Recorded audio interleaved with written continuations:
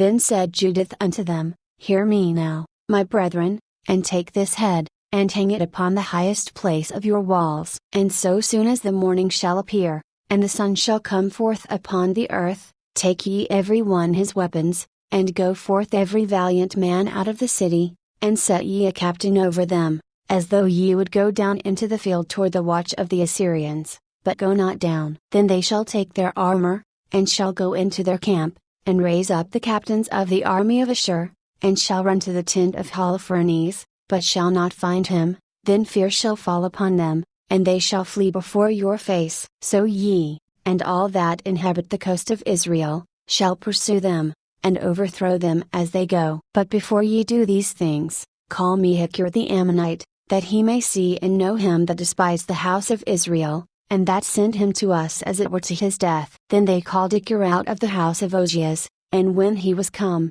and saw the head of Holofernes in a man's hand in the assembly of the people, he fell down on his face, and his spirit failed. But when they had recovered him, he fell at Judith's feet, and reverenced her, and said, Blessed art thou in all the tabernacles of Judah, and in all nations, which hearing thy name shall be astonished. Now therefore tell me all the things that thou hast done in these days. Then Judith declared unto him in the midst of the people all that she had done, from the day that she went forth until that hour she spake unto them. And when she had left off speaking, the people shouted with a loud voice, and made a joyful noise in their city. And when Hechir had seen all that the God of Israel had done, he believed in God greatly, and circumcised the flesh of his foreskin, and was joined unto the house of Israel unto this day. And as soon as the morning arose, they hanged the head of Holofernes upon the wall, and every man took his weapons, and they went forth by bands unto the straits of the mountain. But when the Assyrians saw them,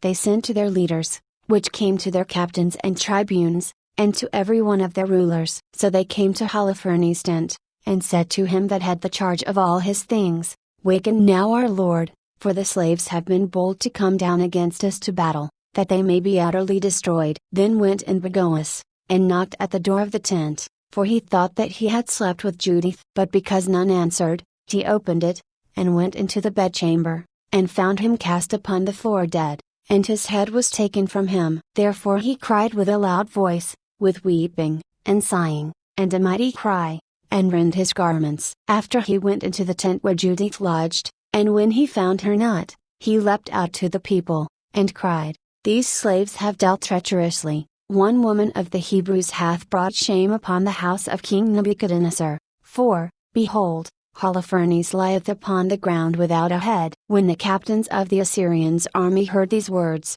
they rent their coats and their minds were wonderfully troubled, and there was a cry and a very great noise throughout the camp.